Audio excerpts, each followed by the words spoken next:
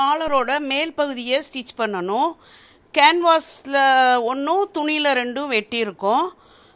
அதில் வந்து கேன்வாஸோட சைட்லையும் கேன்வாஸோட மேல் பக்கமும் மட்டும் கேன்வாஸோட எக்ஸ்ட்ராவாக ஒரு 1/4 இன்ச்சு துணி விட்டுட்டு கேன்வாஸுக்கு அடியில் 2 துணியையும் வச்சு 1/4 இன்ச்சு அளவுக்கு தையல் போடணும். இப்படி தையல் போடும்போது நம்ம நார்மலாக தைக்கிற நூலை 4ஆக மடித்து வச்சு அந்த கடைசி தையலுக்கு முந்தின தையல் முடியும் பார்த்திங்களா, அந்த இடத்துல திரும்புகிற இடத்துல நூலை 2 துணிக்கும் நடுவில் விட்டுறணும். விட்டு டானா ஷேப்புக்கு அந்த நிப்பாட்டி தைக்கணும்.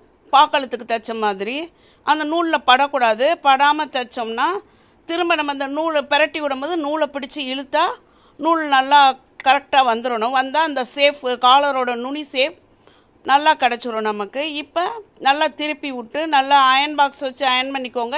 இல்லை விரலால் ப்ரெஸ் பண்ணிவிட்டு ஒரு 1/4 இன்ச்சு அளவுக்கு தள்ளி ப்ரெஸ் தையல் போட்டு எடுத்துக்கிடணும். இப்படி போடும்போது காலரோட மேல் பக்கமும் அடிப்பக்கமும் சுருக்கம் வராமல் நல்லா தைக்கணும். காலரோட நுனி பகுதி உயரம் சரியாக இருக்கான்னு செக் பண்ணி கட் பண்ணிவிட்டு அடிக்காலரோட கீழ்ப்பக்கம் கழுத்தோட ஜாயிண்ட் ஆகிற பக்கத்தில் ஒரு துணியை மட்டும் வச்சு கேன்வாஸ் மேலே 1/4 இன்ச்சு மடித்து தைக்கணும். கேன்வாஸோட எக்ஸ்ட்ரா 1/4 இன்ச்சு கீழையும் சைட்லையும் விட்டுருக்கணும் 2 துணியிலையும். அடுத்து அடிக்காலரையும் மேற்காலரையும் ஒன்றா ஜாயின் பண்ணணும். 2 ஜாயிண்ட் ஆகிற இடத்துல சென்ட்ரு மார்க் பண்ணிக்கோங்க. 2லையும் மேற்காலரோட மேலே ஒரு அடிக்காலரையும் கீழே ஒரு அடிக்காலரையும் வச்சு சென்ட்ருலேருந்து சைடு வரைக்கும் கொண்டு வரணும். சைட்லேருந்துலாம் சென்டருக்கு வரைக்கும் கொண்டு வந்தால் ஒவ்வொரு நேரம் முன்ன பின்ன வந்துடும். அதனால் 2 பக்கமும் துணியை எடுத்து தைக்கணும். சென்டர்லேருந்து சைடு கொண்டு வந்து திருப்புறதுக்கு முன்னாடி அந்த ஸ்டிச் பண்ணதெல்லாம் லைட்டாக கீறி விட்டுக்கோங்க. சீசரால் கீறி விட்டு காலரோட நுனியை ஷார்ப்பாக திருப்பிக்கிடணும்.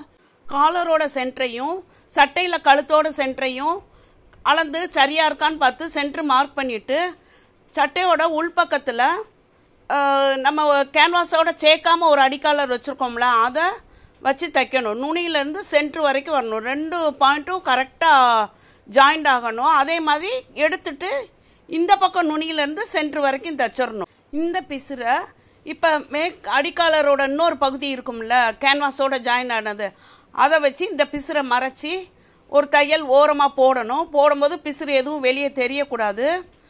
காலரை சுற்றி மேலேயும் அப்படியே அடிக்காலரும் மேற்காலரும் ஜாயிண்ட் ஆகிற இடத்துல ப்ரெஸ் தையல் மாதிரி 2ஐயும் சேர்த்து ஒரு தையல் போட்டுட்டு முடிக்கும்போது நம்ம ஸ்டார்ட் பண்ண இடத்துல வந்து முடிக்காமல் சென்டரில் வந்து கொண்டு வந்து முடிச்சிடணும். ஸ்ட்ராங்காக முடித்து நூலை கட் பண்ணி எடுத்துட்டு அடிக்காலர் மேற்காலர் ஜாயிண்ட் ஆகிற இடத்துல 1/4 இன்ச்சு டிஸ்டன்ஸில் இன்னொரு தையல் போட்டுக்கிடணும். இதனோட தெளிவான வீடியோ என்னோட சேனலில் இருக்குது. Thanks for all. Please subscribe my channel.